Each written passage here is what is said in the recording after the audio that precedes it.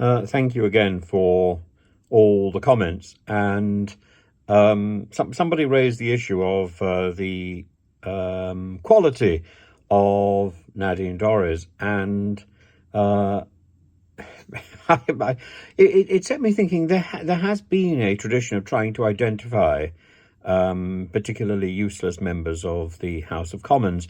In the past, the eye of suspicion fell on people like Archie Hamilton, who has since moved to the House of Lords. He was a member of the Defence Ministry.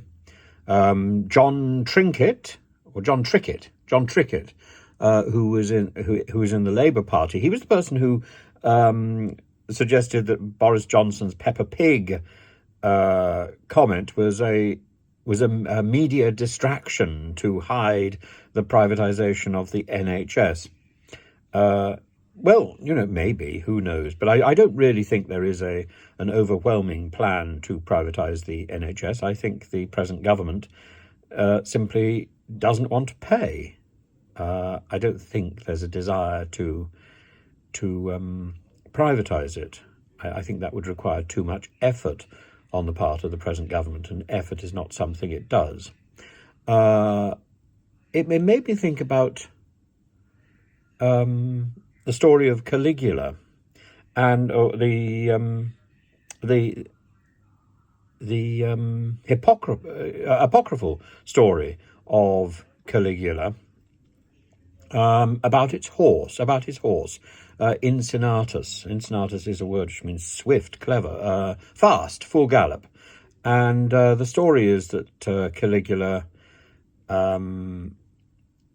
Caligula's horse, not the Australian band, the progressive metal, the alternative rock band, which called Caligula's horse, but Incinatus was made a consul in the Roman Senate. It's simply not true. It's a work of fiction. It's nonsense made real by Robert Graves and by Derek Jacobi and John Hurt.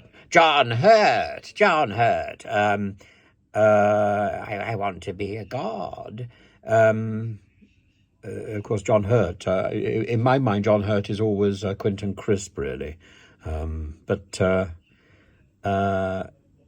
Cassius Dio says that the servants mixed gold with Incinatus's oats, and Suetonius tells us that Caligula certainly had intentions and certainly told people he wanted to make Incinatus a consul, but he got assassinated first. Well, Nadine Dorries, by contrast, has enjoyed a very successful career at the top end of power in Westminster and in Whitehall, and I suspect she certainly wouldn't think about scattering gold dust on her breakfast cereals. So I think the parallels between Nadine Dorries and Caligula's horse fail. The Incinatus plans were really designed to belittle and humiliate the Senate, demonstrating that their work as members of the legislative body was something that even an animal could do. But could a horse? I ask, even if it was the intention of Parliament to mock the constituents by having Nadine Dorries not only as an MP but appointed to the cabinet, even if that were the case, could a horse actually manage, however fed, could a horse manage to read autocue or to write 16 novels laden with raunchy details, or even pen a column barely 2 inches wide? Actually, it's not a column barely 2 inches wide in the Daily Mail. It's a column that's spread over the whole page. It's Nadine Dorries is dealing with a 10-inch width of literary delight. And yeah, we have to ask, who is the fool in all this? I think Nadine Dorries has done remarkably well.